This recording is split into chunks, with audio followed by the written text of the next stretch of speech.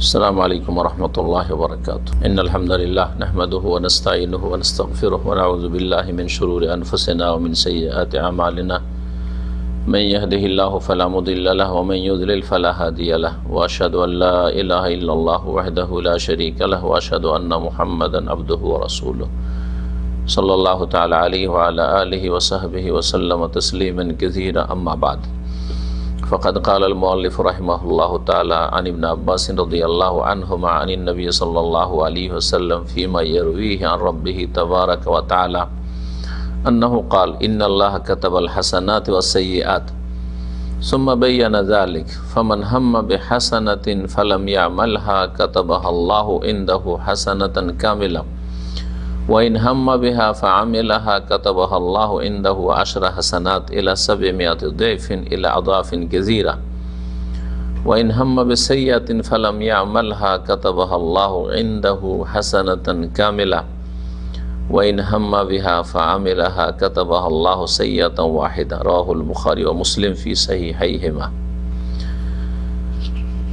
আল্লাহ রাব্বুল আলামিনের যাবতীয় প্রশংসা যে আল্লাহ রাব্বুল আলামিন আমাদেরকে ভালো কাজের নির্দেশ দান করেছেন এবং ভালো কাজের ওপর উত্তম প্রতিদান রেখেছেন। বহুগুণে আল্লাহ রাব্বুল আলামিন ভালো কাজের সওয়াবকে, নেকিকে বর্ধিত করেন। পক্ষান্তরে গুনাহ বা পাপ, অন্যায় কাজ আল্লাহ হারাম করেছেন। আর কেউ যদি সে তাতে লিপ্ত হয় বা সেটা করে ফেলে, তাতে শুধু একটি গুনাহই লেখা হয়। এটা প্রমাণ করে রব্বুল আলামিনের রহমত তার গজবের ওপর, ক্রোধের ওপর যে বিস্তার লাভ করে এবং প্রাধান্য পেয়েছে। ইন্না রাহমাতি সাবাকাত আলা গাযাবি, তিনি রহমান, তিনি রহিম। আল্লাহ রব্বুল আলামিনের দয়াও আছে এবং আল্লাহ রব্বুল আলামিনের ক্রোধও আছে, কিন্তু আল্লাহর ক্রোধ দের চাইতে দয়া, রহমত, মায়া অনেক অনেক বেশি। তিনি আরহামুর রাহিমিন, তিনি মানুষের মাতা পিতার চাইতে বেশি দয়ালু। হাদিস নম্বর 37 ইমাম নববী রহমতুল্লাহ আলাইহির 40 হাদিস নামক কিতাবের এই হাদিসের আজকে শারহা বা ভাষ্য ব্যাখ্যা করব ইনশাআল্লাহ।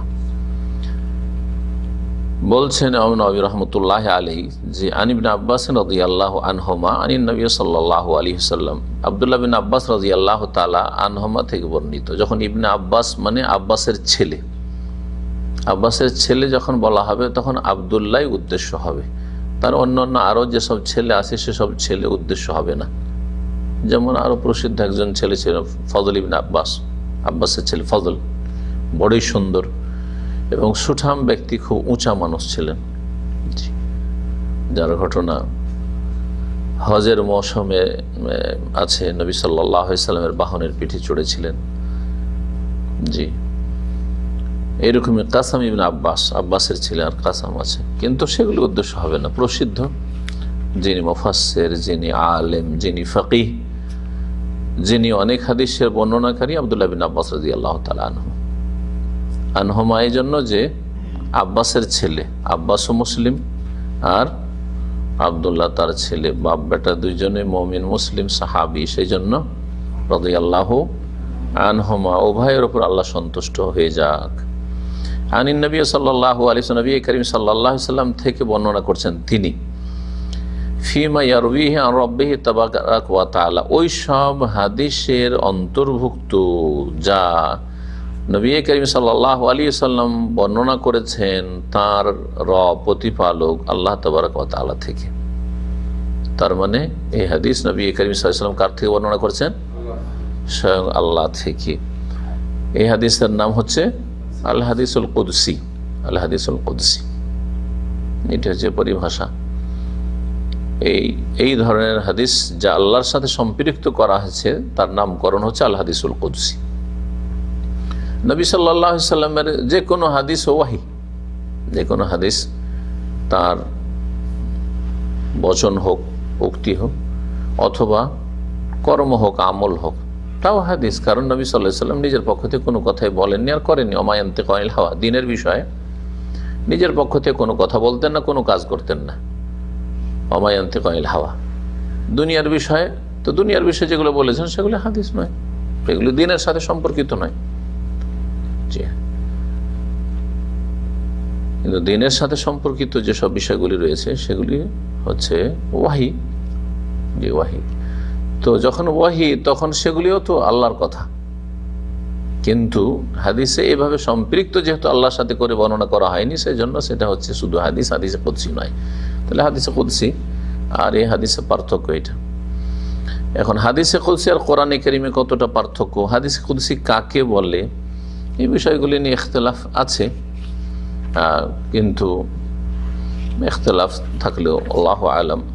আল্লামা শেখ ইবনে উসাইমিন রাহমাতুল্লাহ আলাইহি এই ইখতিলাফ সম্পর্কে বলছেন যে হাদিসে কুদসি কাকে বলে। বলছেন যে রিওয়ায়াতুন নবী আন রাব্বিহি, নবী সাল্লাল্লাহু আলাইহি ওয়াসাল্লাম যদি আল্লাহ তাআলা রব থেকে বর্ণনা করেন হাদিসে কুদসি, ওয়া মা রাওয়াহু আন রাব্বিহি ফিল আহাদিসিল কুদসিয়াহ, যা হাদিসে কুদসিতে রব থেকে বর্ণনা করেছেন, হাল হুয়া মিন কালামিল্লাহি আযজা ওয়া জাল্লা লাফজান ওয়া মানান আও হুয়া কালামুল্লাহ মানান ওয়াল লাফজু মিনার রাসূল সাল্লাল্লাহু আলাইহি ওয়াসাল্লাম। হাদিসে কুদসিতে যেই বাক্যটা আছে বা শব্দগুলি আছে, শব্দ আর অর্থ, কোন একটা কথার একটা হচ্ছে শব্দ বাক্য আর একটা হচ্ছে তার অর্থ। শব্দ অর্থ দুটোই কি আল্লাহর, মানে যে আলফাজগুলি বাক্যগুলি আছে সেগুলি কি আল্লাহর কালাম, আল্লাহ বলেছেন, না শুধু অর্থটা আল্লাহর আর শব্দগুলি বাক্যগুলি রাসূলুল্লাহ সাল্লাল্লাহু আলাইহি ওয়াসাল্লামের? এ সম্পর্কে ইখতিলাফ রয়েছে মুহাদ্দিসিনদের। বলছে ইখতালাফাল মুহাদ্দিসুনা ফি হাযা আলা কাওলাইন, মুহাদ্দিসিনদের এই বিষয়ে দুটি মত রয়েছে। তার মানে একদল বলছেন যে হাদিসে কুদসি এমন হাদিসকে বলা হয় যার শব্দ এবং অর্থ দুটোই আল্লাহর। তো কোরআনে কারীমে তো আলহামদুলিল্লাহ রাব্বিল আলামিন আল্লাহর কালাম, শব্দগুলিও আল্লাহর আর মানা অর্থ আল্লাহর, ভাব অর্থ আল্লাহর। তাহলে কোরআনে কারীমের সাথে হাদিসে কুদসির কি পার্থক্য হলো? যদিও অন্যান্য পার্থক্য আছে, বেশ কিছু দিক থেকে পার্থক্য রয়েছে। যেমন কোরআনে কারীমের তেলাওয়াত সালাতের ভিতরে হয় ফরজ সূরা ফাতিহা হইলে, আর না হলে সুন্নাত মুস্তাহাব, তাই না? কিন্তু হাদিসে কুদসি যদি পাঠ করে নামাজের ভিতরে কেউ, তাহলে তার নামাজ ফাসেদ হয়ে যাবে, নামাজ হবে না, নামাজ হবে না।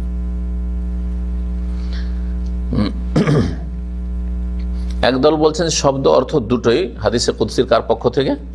আল্লাহর, আল্লাহরই কালাম একবারে শব্দগুলিও।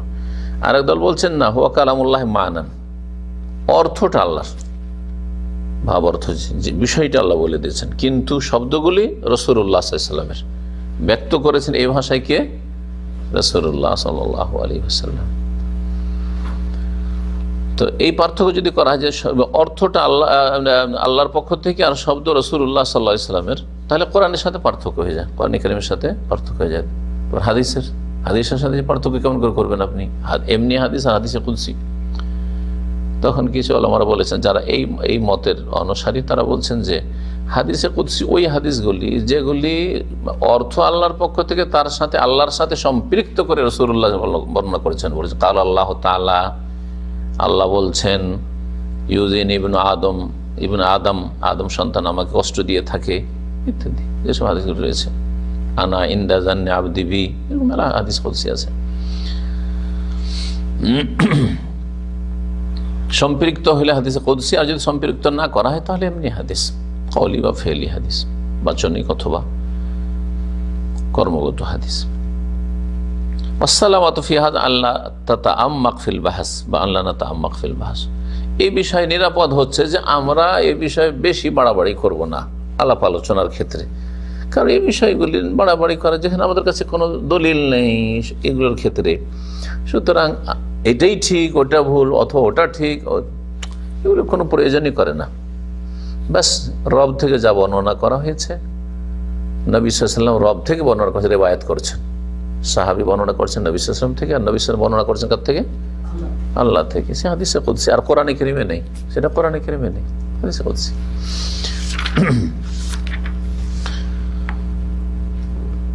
আন্নাহু ক্বাল, হাদিসের বিষয়বস্তু কি, ইন্নাল্লাহ কাতাবাল হাসানাত ওয়াস সাইয়্যাত, নিশ্চয় আল্লাহ রাব্বুল আলামিন নেকি সমূহ এবং গুনাহ সমূহ লিখেছেন। তাহলে আল্লাহর লিখনি প্রমাণিত হলো, এর দ্বারা কি প্রমাণিত হলো? আল্লাহর লিখনি। তাকদীরের মধ্যে একটা স্তর হচ্ছে কিতাবাতুল্লাহ, আল্লাহর লিখনি। তাকদীরের কয়টি স্তর আছে? 4টি স্তর আছে। গুরুত্বপূর্ণ এই বিষয়টি কিন্তু তাকদীরের ক্ষেত্রে অধিকাংশ লোকেরা বিষয়টা জানে না। তাকদীরের ক্ষেত্রে কয়টা স্তর আছে? 4টা। জি হ্যাঁ। প্রথম স্তর কি? 4টা শুধু মনে আছে, আর বাকি 4টার কি কি? কিতাবাতুল্লাহ, লেখা। আল্লাহ আগে লিখেছেন না আগে জেনেছেন? হ্যাঁ, ইলমুল্লাহ, আল্লাহ জানেন যা কিছু ঘটবে, আল্লাহ কি জানেন। কখন থেকে জানেন? যার কোনো আদি অন্ত নেই, শুরু নেই শেষ নেই, শুরু নেই, সবসময় আল্লাহ জানেন, সর্বদা আল্লাহ জানেন। এমন নয় যেমন আমাদের ইসলামিক সেন্টার রাখা সম্পর্কে আমাদের জানা ছিল না 5 বছর আগে, তারপরে জানলাম। আমাদের প্রফেসর সাহেবকে কয়েক বছর আগে জানতাম না, ধরেন, তারপর জানলাম। তাহলে একটা জানার কি আছে? ইবতিদা আছে, শুরু আছে, সূচনা আছে। কিন্তু আল্লাহ রাব্বুল ইলমের কোনো শুরু নেই। হুয়াল আউয়াল ওয়াল আখির, এই আয়াতে রয়েছে তার জাতও প্রথম এবং শেষ, আদি অন্ত নেই। ঠিক তেমনি তার সিফাত, তার ইলম, তার আদি অন্ত নেই। ইলমুল্লাহ। আর দ্বিতীয় হচ্ছে যেটা আল্লাহ জানেন, সবই জানছেন, সুতরাং সব কি করেছেন? লিখে রেখেছেন। জি, ইন্না কুল্লা শাইইন খালাকনাহু বিকাদার। আর তৃতীয়টা হচ্ছে খালকুল্লাহ, আল্লাহ লিখেছেন এবং কি করেছেন? সে অনুযায়ী যখন যেটা হবে, সৃষ্টি হবে, আল্লাহ জানছেন, আল্লাহ লিখে রেখেছেন, আর সেই অনুযায়ী সৃষ্টি হচ্ছে। যেই দিনে আপনার ছেলের সম্পর্কে আল্লাহ জানেন যে আপনার ঘরে একটা ছেলে বা মেয়ে হবে, ওইটা লিখাও আছে, আর ওই অনুযায়ী যে সময়, যেই মুহূর্তে ওর হায়াত, যে মুহূর্তে মত, ওই সময় আল্লাহ ওইটা সৃষ্টি করেছেন। ওই সময় হায়াতের সৃষ্টি হচ্ছে, মতের সৃষ্টি হচ্ছে। এটা হচ্ছে কি? খালকুল্লাহ। আর একটা হচ্ছে মাশিয়াত, আল্লাহর ইচ্ছা। আল্লাহর ইচ্ছা, মাশিয়া বা ইরাদা। আল্লাহর ইচ্ছার বিরুদ্ধে কিছু হয় না। আল্লাহর ইচ্ছার বিরুদ্ধে কিছু হয় না। ভালো হোক মন্দ হোক, সব আল্লাহর ইচ্ছাতে হয়। কিন্তু আল্লাহর ইচ্ছা মানে আল্লাহ সন্তুষ্টি নয়। আল্লাহর ইচ্ছার সন্তুষ্টিতে পার্থক্য আছে। আল্লাহর ইচ্ছা অনুযায়ী সব কিছু হচ্ছে। কারণ যদি ইচ্ছার বিরুদ্ধে কিছু হয়, তার মানে কারো ইচ্ছার বিরুদ্ধে যদি কিছু ঘটে, তার মানে সে হচ্ছে সেখানে অক্ষম, অপারগ। আর আল্লাহ রাব্বুল আলামিন সক্ষম, সর্বশক্তিমান। বুঝতে পারছেন যুক্তিটা? আমাদের অনেকের প্রতিষ্ঠান আছে, ধরেন, বা পরিবার আছে, প্রতিষ্ঠান বাঁধবেন, নিজের পরিবার আছে, নিজের বাড়িতে এমন কিছু ঘটছে যেটা আপনার ইচ্ছার বিরুদ্ধে, তার মানে সেই ক্ষেত্রে আপনি অপারগ, আজিজ। আর আল্লাহ সম্পর্কে আল্লাহ বলছে, ওমা কান আল্লাহু লিইউজিজাহু মিন শাই, আল্লাহকে কোনো কিছু আজিজ করতে পারেন না, অপারগ বা অক্ষম করতে পারেন না। আলা কুল্লি শাইইন কাদির। 4টি স্তর মনে থাকবে, গুরুত্বপূর্ণ এই 4টি স্তর তাকদীরের। তো এখানে একটি স্তরের কথা আছে। আল্লাহ রাব্বুল কি করেছেন? নেকি সমূহ লিখে রেখেছেন। কার কখন নেকি হবে, কার কতটা নেকি হবে, কোন ধরনের নেকি হবে, কোনখানে নেকিটা হবে। জি হ্যাঁ, সেই নেকিটা কতটা ইখলাসের ভিত্তিতে হবে, নেকির কাজটা। কাতাবাল হাসান ওয়াস সাইয়্যাত, গুনাহও লেখা আছে। কিন্তু লেখা আছে মানে মজবুর নয়। এর দলিল কোরআন, এর দলিল সুন্নাহ, এর দলিল মানুষের আকল, যুক্তি, এর দলিল হচ্ছে হিস, অনুভূতি। কথা বোঝা গেছে? লেখা আছে যে আজকে ইসলামী সেন্টার রাকায় বুধবার এশার সালাতের পর আমরা এতটা টাইমে পৌঁছিব, লেখা আছে। ঠিক পৌঁছেছি। আল্লাহ জানছেন, আল্লাহ লিখে রেখেছেন। যখন আমরা চলে আসলাম, সেটা আল্লাহর, আমাদের কর্মটা আল্লাহ খালাকা ওমা তা'মালুন, আমাদের কর্মগুলি আল্লাহ সৃষ্টি করছেন এবং আল্লাহর ইচ্ছাতে হয়েছে। কথা বোঝা গেছে না? তো আল্লাহর ইচ্ছাতে হয়েছে, এই ক্ষেত্রে কি আমরা মজবুর হয়ে এসেছি না স্বাধীনভাবে এসেছি? এই স্বাধীনতা আমরা এহসাস করছি কিনা, হুস হিস, এটা হচ্ছে অনুভূতির দলিল, দলিল হিস। অনেক রকম দলিল আছে, এগুলি হচ্ছে মান্তিক, লজিক, ফালসাফা বা মান্তিক যেটাকে বলা হয়। কোরআন দলিল, হাদিস দলিল, সুন্নাহ দলিল, হ্যাঁ, তারপরে আকল, জি, সুস্থ বিবেক দলিল, তারপরে অনুভূতি দলিল, অনুভব করছে যে আমি স্বাধীনভাবে এখানে পৌঁছেছি, আমাকে কেউ ধরে নিয়ে আসেনি বাধ্য করে, বুঝতে পারছেন না? এটা তো আমরা অনুভব করছি। সুতরাং যারা জাবরিয়া, গোমরা পথভ্রষ্ট, যারা বলছে ইনসান মজবুর, যখন লেখা আছে তকদির তো আমার কি দোষ, আরে তোমার দোষ, তুমি নড়াচড়া করনি, তুমি খারাপ কাজের দিকে যাওনি, তুমি ভালো কাজের দিকে যেতে, কেন খারাপ হয়ে গেলে তুমি? নেকি গুনাহ আল্লাহ লিখে রেখেছে। সুম্মা বায়্যানা যালিকা, তারপরে এটা একটু বিস্তারিত বর্ণনা করছেন। ওলামারা বলছেন যে এই হাদিস আমাদেরকে বাকভঙ্গিমা শিখায়, কথা বলার ঢং শিখায়, সহজ ভাষায় কথা বলার পদ্ধতি শিখায়। কথা আমরা এলোপাথারি অনেক সময় বলি, কিন্তু কথাকে যত গুছিয়ে বলতে পারবেন তত বেশি সেটা ফলপ্রসূ হবে, তত উপকারী হবে, তত মানুষ সহজে বুঝবে। তার মধ্যে একটা তরিকা হচ্ছে এই হাদিসে কুদসিতে তরিকা। প্রথম একটা বিষয়কে শর্ট বর্ণনা করে দেওয়া হলো, তারপরে তো সেটাকে বিস্তারিত বর্ণনা করা হচ্ছে। দেখছেন আজকাল খবরগুলি পড়ছে, প্রথম শিরোনাম সংক্ষিপ্ত সংবাদ, আর তারপরে তখন বিস্তারিত। কথা বলার মধ্যে একটা ভঙ্গিমা হচ্ছে প্রশ্ন করে, শুধু বলতে না থেকে প্রশ্ন করে বলেন তো এই বিষয়ে। তো এই যে অচেতন হয়েছিলেন, একটু উদাসীন গাফেল হয়েছিলেন, একটু সজাগ হয়ে গেলেন তখন, আর তারপরে তখন উত্তরটা বলা হইল। জি, বাকভঙ্গিমা ভালো বাক পদ্ধতির একটা হচ্ছে যে আজকে একটি গুরুত্বপূর্ণ কথা বলবো,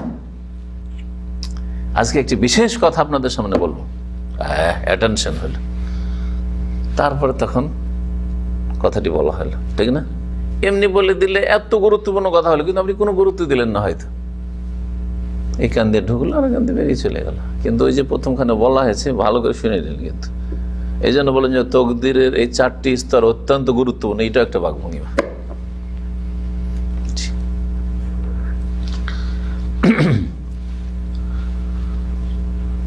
রাসূলুল্লাহ তারপরে বর্ণনা করছেন, সুম্মা বায়ানা যালিক, আল্লাহ রাব্বুল আলামিন থেকে বর্ণনা করছেন, ফামান হাম্মা বিহাসানাতিন, সেটা বিস্তারিত এইভাবে যে সুতরাং কোন ব্যক্তি যদি ইচ্ছা করে নেকির, হাম্মা মানে ইচ্ছা করা, বিহাসানাতিন কোন একটি নেকির ভালো কাজ করার ইচ্ছা করে, হাম মানে প্রাথমিক ইচ্ছা, আর আজম মানে হচ্ছে একবারে গভীরভাবে ইচ্ছা করা, দৃঢ় প্রতিজ্ঞ হয়ে ইচ্ছা করা, সংকল্প, যেটা দৃঢ় সংকল্প। তো ইচ্ছারও কিন্তু বিভিন্ন স্তর আছে। হ্যাঁ, যেমন একজন বলছে আমারও উমরাতে ইচ্ছা ছিল, কিন্তু কর্মতৎপর হয়নি, চেষ্টা করেনি, ইচ্ছা আছে মনে মনে, হইল না কাজ। শুধু ইচ্ছা দিয়ে, সামান্য ইচ্ছা দিয়ে, প্রাথমিক ইচ্ছা দিয়ে কাজ হবে, কি হইতে হবে?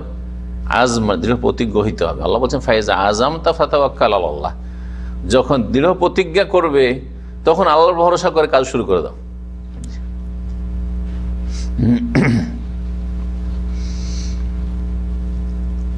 আর একটা হচ্ছে এরাদা, মাঝামাঝি হচ্ছে এরাদা মানে তো ইচ্ছা, মাশিয়াত শাহ আয়া শাহ, তার মানে তো ইচ্ছা। তাহলে দেখেন ইচ্ছার কতগুলো আরবি আছে, কিন্তু পার্থক্য আছে। হাম প্রাথমিক ইচ্ছা, একটু প্রথম স্তরে ইচ্ছা হয়েছে, ওটা হাম। নেকির একটা প্রাথমিক ইচ্ছা করেছেন, ফালাম ইয়ামাল হা, কিন্তু সেই নেকির কাজটি করতে পারলো না, করলো না। নাই যদি বিস্তারিত বলবো, এর বেশ কিছু দিক রয়েছে, কিন্তু সংক্ষেপে হাদিসের ব্যাখ্যা করলে এইভাবে বলতে, ফালাম ইয়ামাল হা মানে সেই আমলটি করতে পারলো না, করতে ইচ্ছা করলো তারপরে করলো না, অথচ করতে পারবে, কিসের আবার নেকির কাজ করলো? আপনাদের সাথে অনেকে ইচ্ছা রেখেছিল, প্রাথমিক ইচ্ছা ছিল যে আজকে ইসলামিক সেন্টার রাকা দার্সে যাব, তারপর আসতে পারবে, তারপরে আসলো না, তো নেকি পাবে বসে বসে? না, অযৌক্তিক কথা, নেকি পাবে না। কিন্তু ইচ্ছা ছিল, ফেলা মিয়া মালা, কিন্তু কাজটা করতে পারলো না। হঠাৎ করে বেশি কাজ হয়েছে, ক্লান্ত হয়ে গেল, অথবা একটা জরুরি কাজ সামনে চলে আসলো, কোম্পানির টেলিফোন চলে আসলো, হ্যাঁ, ইত্যাদি ইত্যাদি বিভিন্ন বাধা হইতে পারে, বিভিন্ন বাধা হতে পারে। সে ইচ্ছে করে ভালো কাজ থেকে বিরত হইল না, বরং ইচ্ছা ছিল করব কিন্তু করতে পারলো না। কাতাবাহাল্লাহু ইনদাহু হাসানাতান কামিলা, তাহলে আল্লাহ তার নিকটে লিখবেন হাসানাতান কামিলা, পূর্ণ নেকি, পূর্ণ নেকি লিখবেন। করতে পারলো না সেই জন্য।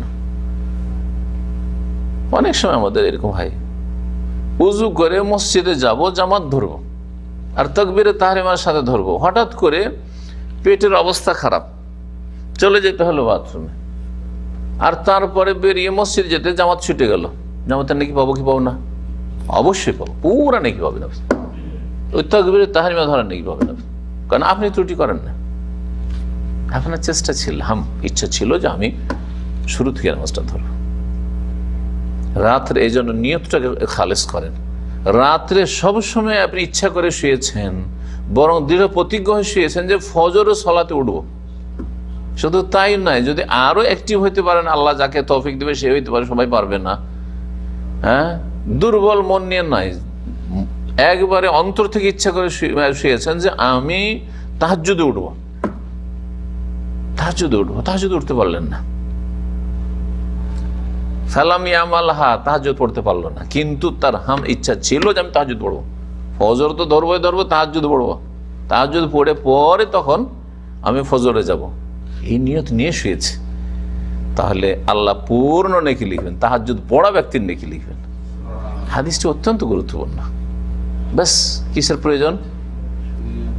ইখলাস ও সিদকুন নিয়া, আল্লাহর জন্য নিষ্ঠা, খুলুসিয়াত। আর যেটা সিদকুন নিয়া মানে অন্তরের নিয়তে সততা। নিয়ত মানে শুধু দুর্বল নিয়ত নয়, অন্তরে সততার সাথে নিয়ত করেছেন আপনি আসলে উঠব। এর প্রমাণ হচ্ছে যে অ্যালার্মে জেগে গেলেন আর আপনি গড়িমসি করবেন না, অলসতা করবেন না, লাফ দিয়ে উঠে যাবেন না, বন্ধ করে শুয়ে গেলেন আর বলছে আমার নিয়ত ছিল। কিসের নিয়ত ছিল? নিজে বন্ধ করলেন, শুয়েছেন, অথচ সচেতন অবস্থায় বন্ধ করছেন। হ্যাঁ, না, এটা চলবে না। আল্লাহ দেখছেন সবকিছু। কিন্তু যে লোকটি এরকম কোনো নিয়তে রাখেন না, পারলে উঠবো, ফজর পড়ে নেবো, পারলে উঠবো পড়ে নেবো, না হলে পড়বো না। আর যারা আজকাল নামাজও পড়ে তাদের অধিকাংশ এরকম। বিশ্বাস না করেন তো ডিউটির দিনে মুসল্লির সংখ্যা দেখেন আর ছুটির দিনে মুসল্লির সংখ্যা দেখেন।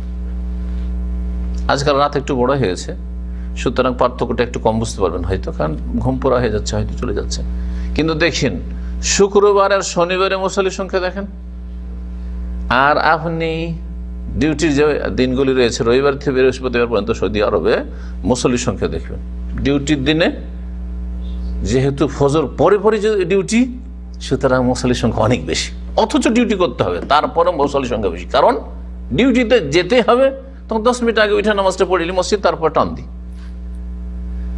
তো এটা ইখলাসের নামাজ নয়, ইখলাসের নামাজ নয়। আসলে ডিউটিতে উঠতে হবে, চলো একটু আগে উঠে যাই, যদিও আপনি নামাজের সওয়াব পাবেন, কিন্তু আপনার সওয়াব আর একটা লোক, রাত ছোট হোক আর বড় হোক, আর আমার ডিউটি থাক আর না থাক, ছুটির দিন থাক আর যাই থাক, সেটা আমার ভাগের সময় হোক অথবা কফিলের ভাগের সময় হোক। যেমন মাগরিব এশার নামাজ ডিউটির সময় নামাজ, মালিকের যতক্ষণ রেস্ট করতে পারে ততক্ষণই শরীর আরাম। হ্যাঁ, ওইখানে তো নামাজের সংখ্যা অনেক বেশি মাগরিবের সাথে, কিন্তু জোহরের সময় কম, আসরে কম, ফজরে কম। কেন? বোঝা যাচ্ছে ইখলাসে গড়বড় আছে, অন্তরের সততায় ঝামেলা আছে।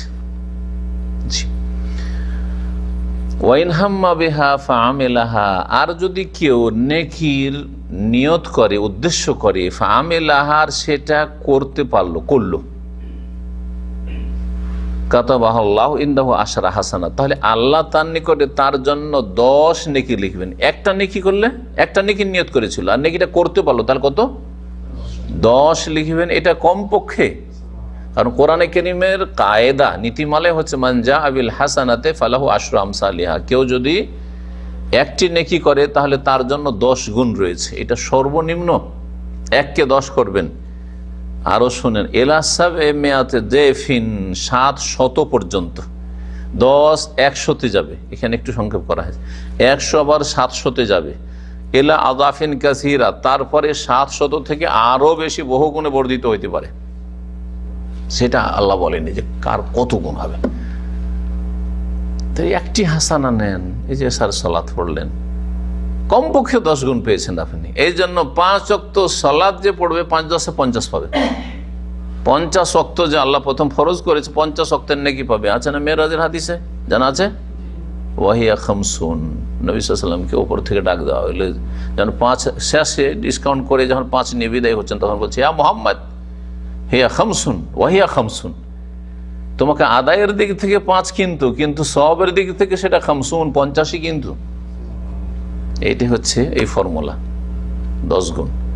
কিন্তু 10 গুণ থাকবে না শুধু, সেটা 100-তে যেতে পারে, হ্যাঁ, আর সেটা 700-তে যেতে পারে, আবার তার চাইতেও বেশি হইতে পারে, তার চাইতেও বেশি হইতে পারে। চিন্তা করেন, একটা লোক নামাজ না পড়লে তার মনের অশান্তি থাকে, আর নামাজ পড়লে তার চক্ষু ঠান্ডা হয়, মন ঠান্ডা হয়, হ্যাঁ, নামাজ পড়লে মনে হচ্ছে দুনিয়া বিমুখ হয়ে যায়, জহুদ আর তাকওয়া তার বৃদ্ধি পায়। আর একটা লোক নামাজ পড়লে এই কোয়ালিটির নয়, যদিও তার নামাজও খুশু আছে, দুটো সমান হবে না। আর এক লোক যার সে নামাজ পড়লো সংখ্যার দিক থেকে, সংখ্যা পূরণ ঠিকই করলো, কিন্তু তার খুশু নেই। জহুদ আর তাকওয়া নামাজের মাধ্যমে আসা তো দূরের কথা, তার খুশুই নেই, নামাজে ঢুকলো আর বের হইলো। জি, সে সর্বনিম্নটা পাবে, সর্বনিম্ন পাবে। আল্লাহ যেন আমাদেরকে উত্তম আমলের তৌফিক দান করেন।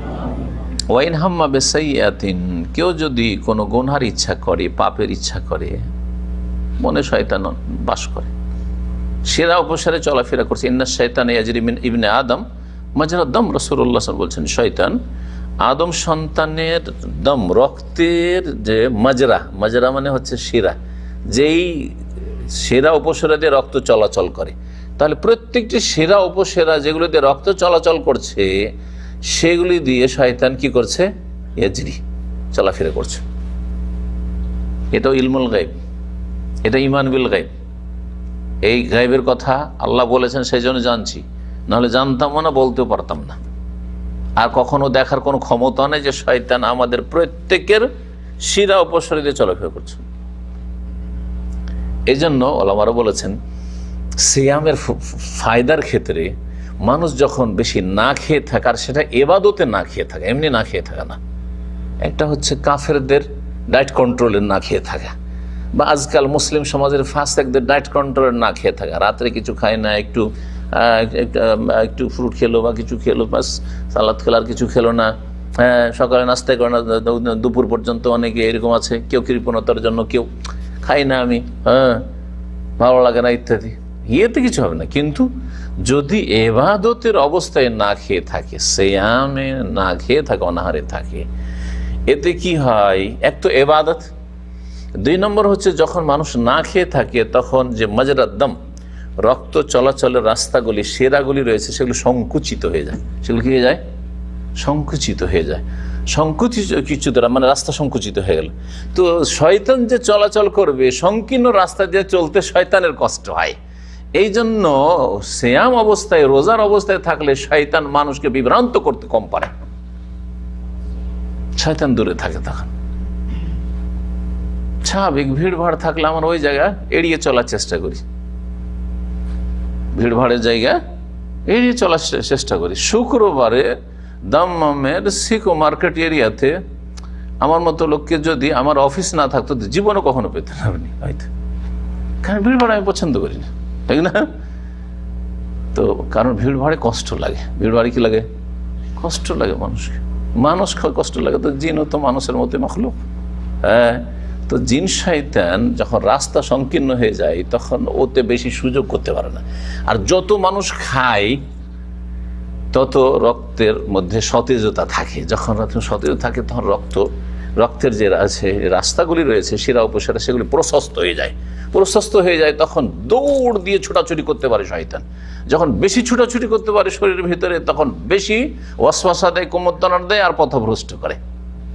জি, সিয়ামের হেকমতে তথ্যে এই বিষয়গুলি আমার আলোচনা করেছেন। জি,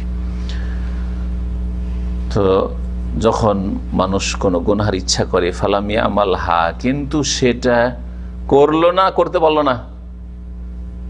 গুনাহার ইচ্ছা করলো আর তারপরে করলো না, না করতে পারলো না, করলো না, হ্যাঁ করতে পারলো না, করলো না। কাতাবাহ আল্লাহ ইনদাহু হাসানাতান কামিলা, তাহলে আল্লাহ তার কাছে লিখবেন তার জন্য, মানে লিখা আছে লৌহে মাহফুজে, কিন্তু লিখা আছে সেই অনুযায়ী ঘটছে। জি, আল্লাহ তার জন্য লিখবেন। এক লিখা হচ্ছে লৌহে মাহফুজে লিখা আছে, ওইটা হচ্ছে তাকদীর লিখা। আরেকটা হচ্ছে যখন এই অবস্থাটা তৈরি হলো তখন কেরামান কাতেবিন সম্মানিত লেখকগণ লিখছেন, এটা হচ্ছে আর এক লিখা। জি, এটা হচ্ছে আমল নামার লিখা, কর্মলিপির লিখা। আল্লাহ লিখবেন মানে আল্লাহর মালায়েকা ফেরেশতা লিখবেন ইনদাহু, তার নিকটে, এই হাসানাতান কামেলা, পূর্ণ এক নেকি। তো পূর্ণ নেকি কখন লিখবেন? একটা গুনার ইচ্ছা করলেন তারপরে করতে পারলেন না, তো এক নেকি লিখবেন? আল্লাহ লিখবেন না? বুঝেন না? উদাহরণ দিয়ে বলি। হ্যাঁ,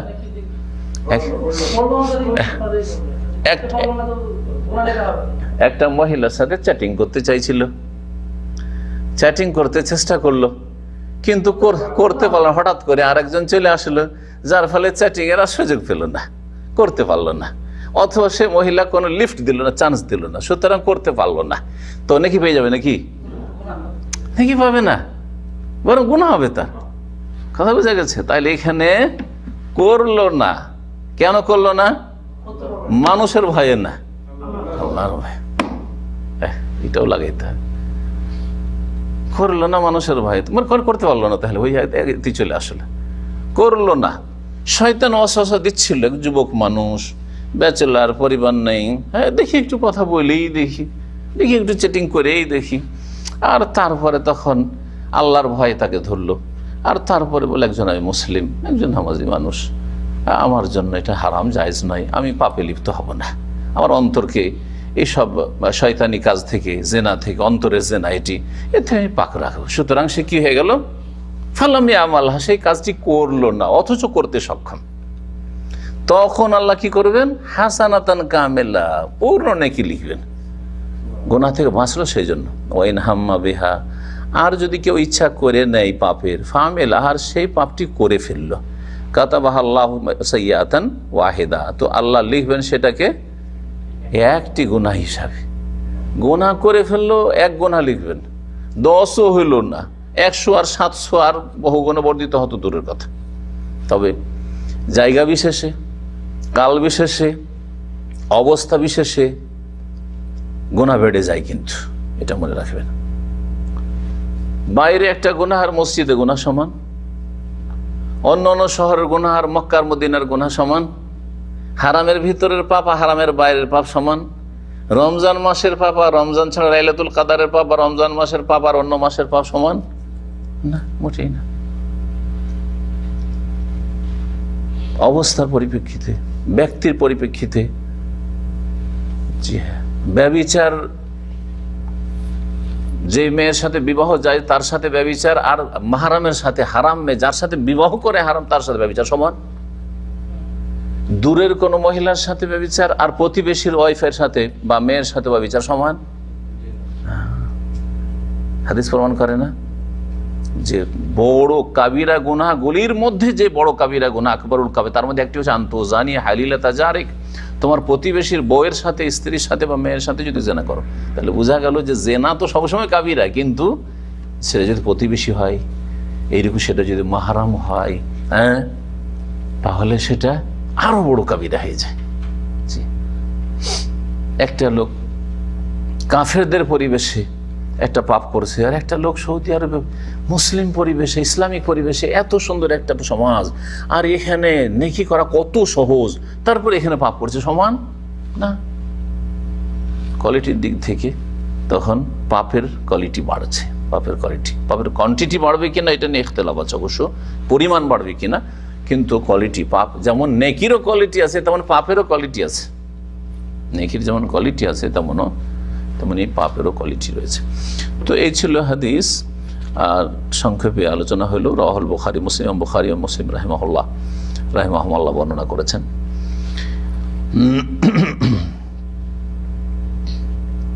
এই হাদিস সম্পর্কে আল্লামা ইবনে উসাইমিন রাহমাতুল্লাহ খুব গুরুত্বপূর্ণ কিছু কথা বলেছেন।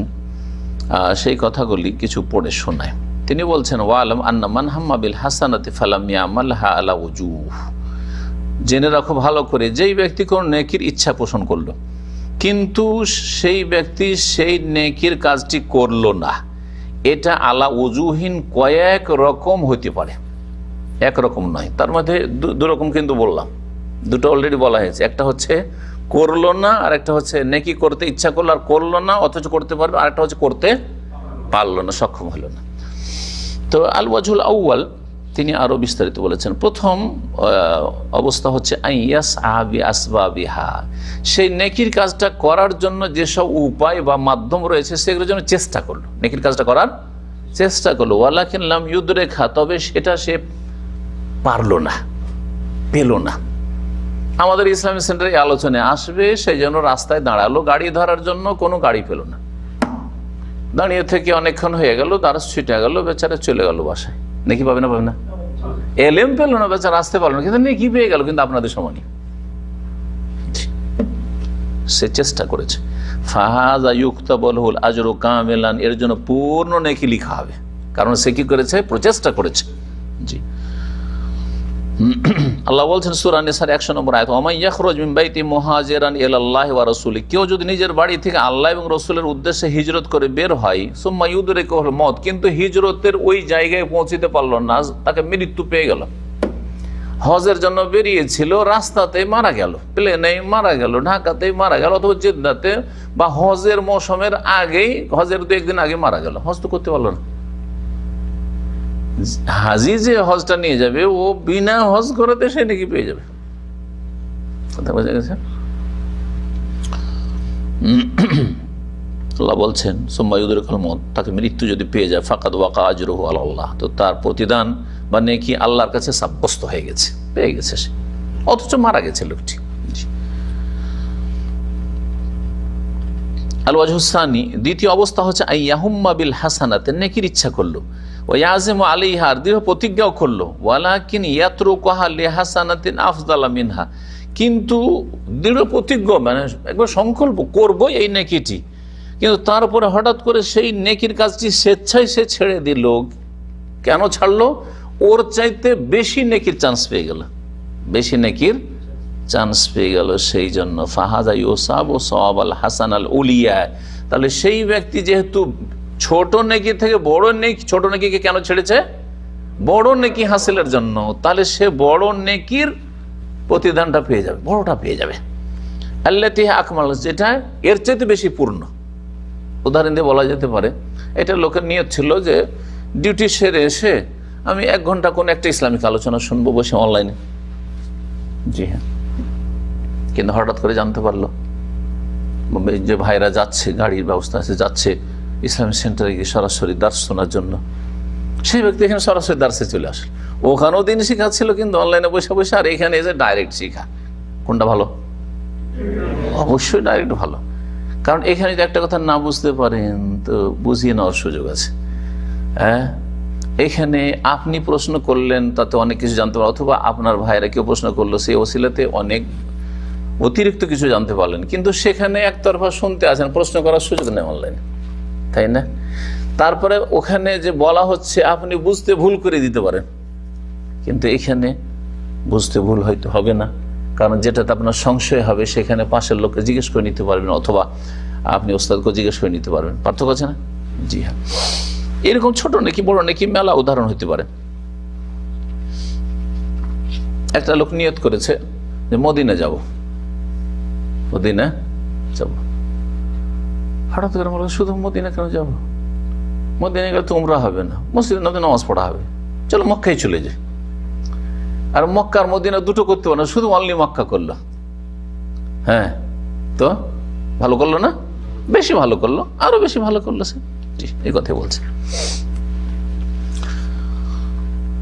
তৃতীয় অবস্থা হচ্ছে আইয়াত্র কাহা তাকাসর, নেকির নিয়ত করলো কিন্তু অলসতা করে ছেড়ে দিল, চেষ্টা করলো না, অলসতায় ছেড়ে দিল। যেমন একটা লোক নফল নামাজ পড়ার নিয়ত করলো যে নফল নামাজ পড়বো, সালাতুল দুহা, চাষতে নামাজ পড়বো। ফাকার আলিহিল বাবা আহাদ আসাবি, তার কোনো সাথী বন্ধু হঠাৎ করে নক করলো, তার রুমে ঢুকলো, তো এসে বললো যে চলো যাই, একটু হাঁটতে যাই, হেঁটে আসি, একটু মর্নিং ওয়াকিং করে আসি। ফাতারাকা সলাত, নামাজ ছেড়ে দিল, দিয়ে চলে গেল হাঁটতে। ফাহাদা ইউসাবু আল হামিল আউয়াল ওয়াল আজমিল আউয়াল, প্রথম যে নিয়তটা ছিল সেই নিয়তের ওপর তাকে সওয়াব দেওয়া, ওয়ালাকিন লা ইউসাবু আলাল ফেল, কিন্তু কর্মের তাকে সওয়াব দেওয়া হবে না, কারণ সেই কর্ম করলো না। লিআন্নাহু লাম ইয়াফআলু বিদুনি উযরিন, ওয়ালাকিন লা ইউসাবু আলাল ফেল লিআন্নাহু লাম ইয়াফআলহু বিদুনি, বিনা ওজরে, ওজর করে কিছু ছিল না, যে করতে পারবে না এমন কথা নেই। ওয়াবিদুনি ইনতিকারিহা মা হুয়া আফজাল, আর কোনো উত্তম কাজও করলো না।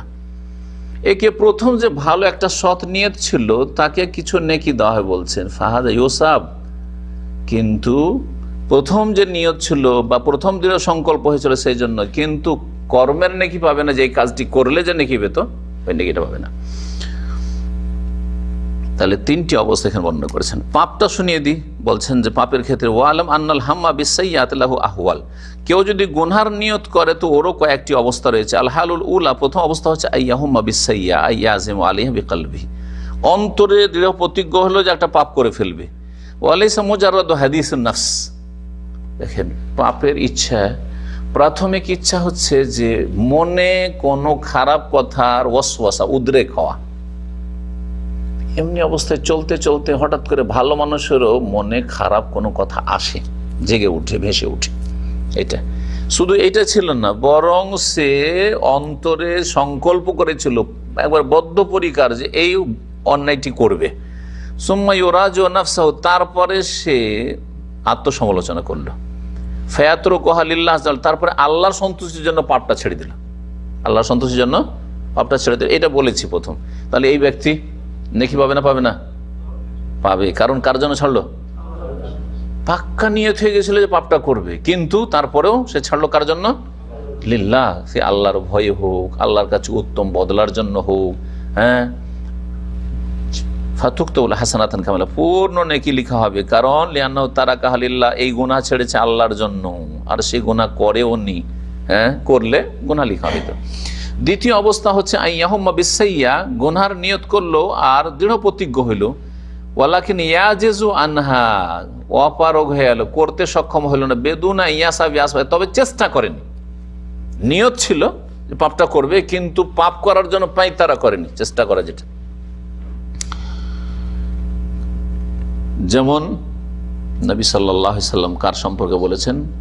ওই লোক সম্পর্কে যেই লোকে গরিব, পয়সা নেই, আর এক লোকের কাছে পয়সা আছে, তখন ওই পয়সাওয়ালা লোক যখন অনেক দান খায়রাত করছে, তখন সে আল্লাহকে বলছে যে লাউ আন্নালি মিসলা মালে ফুলানিন, আল্লাহ যদি আমাকে এরকম ধন সম্পদ দিতে, আমালু ফিহি মিসলা আমালিহি, তার মতো করে আমি আমল করতাম, আমি ওর মতো আমল করতাম। যে মনে আকাঙ্ক্ষা করলো আল্লাহ আমার কাছে পয়সা, তাহলে ও সাদকা করছে, ও লোকজনকে ইফতারি করাচ্ছে, আমিও করাইতাম। ওয়াকানা ফুলানুন ইউসরিফ আলা নাফসিহি ফি তাসরিফি মালি ফাহাদ ইউকতাব আলাইহি সাইয়্যা, আর এই লোকটি লাকিন লাইসা কাআমালি সাইয়্যা, কিন্তু এই লোকটি যে এই আকাঙ্ক্ষা করছে, নবী সাল্লাল্লাহু আলাইহি ওয়াসাল্লাম এই লোকটি সম্পর্কে বলেছেন যে যদি আমার কাছে সেরকম মাল হইতো তাহলে তার মতো আমল করতাম। এই লোকটি নিজের উপর বাড়াবাড়ি করেছে ধন সম্পদের ক্ষেত্রে, বাড়াবাড়ি করেছে মানে ধন সম্পদ সে এদিক সেদিক খরচ করছে, তার জন্য মানে পাপের কাজে খরচ করছে, তার জন্য পাপ লিখা হবে। কিন্তু সেই লোকটি যতক্ষণ পর্যন্ত ওই কাজটি না করছে ততক্ষণ পর্যন্ত পাপ করার আমল লিখা হবে না। তবে অন্তরে যে অসৎ নিয়ত রয়েছে সেই জন্য তার অন্তরে পাপ লিখা, বল ইউক্তব উইজরু নিয়াতিহি, যে তার নিয়ত খারাপ, তার গুনাহ লিখা হবে। তৃতীয় অবস্থা লিখছেন যে আইয়াহুম্মা বিসাইয়্যাতে, গুনার ইচ্ছা করলো, ওয়াসাফিল হুসুলি আলাইহা, তারপরে গুনাহ করার চেষ্টাও করলো, আর তারপরে অপারগ হয়ে গেল, গুনাহটি করতে পারলো না। তাহলে স্পষ্ট যে ফাহাদ ইউক্তাব আলাইহি উইজরু সাইয়্যাতে কামের পূর্ণ গুনাহ লিখা হবে। এই লোকের গুনাহ পূর্ণ এই জন্য লিখা হবে যে সেই ব্যক্তি গুনার জন্য কি করেছে? চেষ্টা করেছে। যেমন নবী সাল্লাল্লাহু আলাইহি ওয়াসাল্লাম বলেছেন, দুই দিক থেকে মুসলিম যদি তরবারি নিয়ে এক অপরকে মারার জন্য বের হয়, তাহলে যে খুন হবে সেও জাহান্নামে যাবে, আর যে খুন করবে সেও জাহান্নামে যাবে। তা নবী সাল্লাল্লাহু আলাইহি ওয়াসাল্লাম সাহাবীরা কি বলেছিলেন যে খুনই তো জাহান্নামে যাবে, যে খুন করলো, কিন্তু যে খুন হলো সে কেন জাহান্নামে যাবে? তখন কি বলেছিলেন? ইন্নাহু কানা হারিসান আলা কাতলে সাহিবিহি। তো জাহান্নামে যেতে হলো তাকে, অথচ সে এখানে মজলুম মনে হচ্ছে, মজলুম কিন্তু কি করার জন্য বেরিয়েছিল? জুলুম করার জন্য বেরিয়েছিল, চেষ্টা করেছে, খুন করার চেষ্টা করেছে, পারেনি খুন করতে, তখন খুন হয়েছে। জি,